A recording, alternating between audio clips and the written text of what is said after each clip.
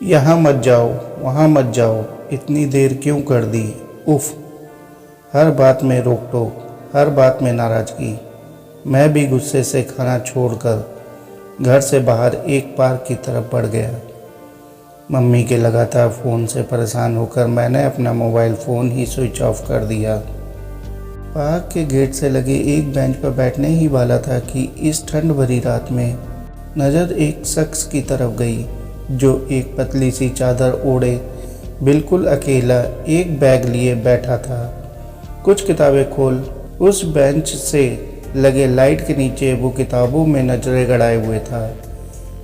ये भी शायद मेरी ही तरह गुस्से से घर से आया हो। मैंने अपनी जैकेट की चैन बंद कर पॉकेट में हाथ डाला और वहीं पास में ही बैठ गया। रात के तकरीबन 10 बजे होंगे।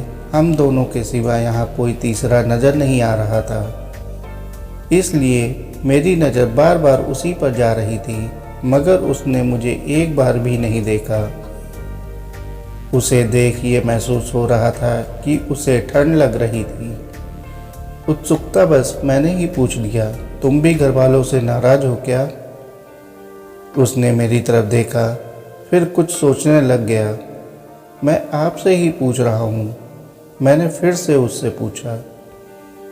उसने पहली बार किताबों को छोड़ मेरी तरफ देखकर कहा, नहीं भाई, मैं उनसे क्यों नाराज़ होऊंगा, वो तो मुझसे मीलों दूर हैं।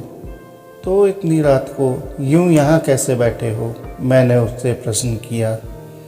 उसने बड़ा उदास होकर कहा, यहाँ जिस कमरे में मैं रहता था उसने अचानक वो खाली करा दिया। उसकी कोई दूर की रिश्तेदार आई है, अब वही रहेगी। एक कमरे की बात हुई है पर वो परसों से मिलेगा।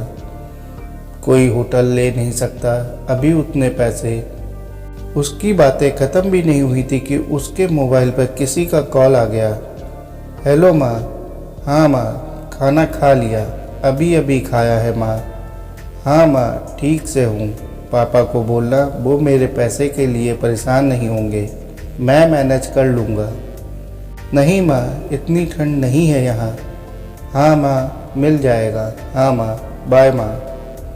फ़ोन रखते रखते उसकी आंखें भीग आई थी। उसे देख मैं अपनी आत्मग्लानि से भरकर अपने फ़ोन को तुरंत ऑन किया।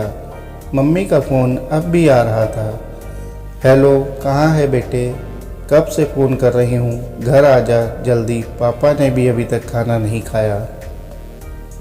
आ रहा हूँ मम्मी। अच्छा सुनो, वो आगे वाला खाली पड़ा कमरा 2 दिनों के लिए किसी को मिल सकता है क्या? मैंने मम्मी को उस लड़के की पूरी बात बता दी। फ़ोन पापा ने ले लिया। ले आ उसे भी। और सुन, बात बात पर घर छोड़कर नहीं जाते। पापा की आवाज़ में मेरे लिए जो दर्द था उसने मेरी आंखों में भी आंसू ला दिए थे। हाँ पापा बोलकर मैं उस लड़के का बैग उठा उसके साथ घर की ओर चल पड़ा। घर क्या होता है आज इस बेघर ने मुझे समझा दिया था। दोस्तों, आपको यह कहानी कैसी लगी कमेंट करके बताएं और इसी प्रकार की कहानियों के लिए चैनल को लाइक करें, सब्सक्राइब करें। धन्यवाद।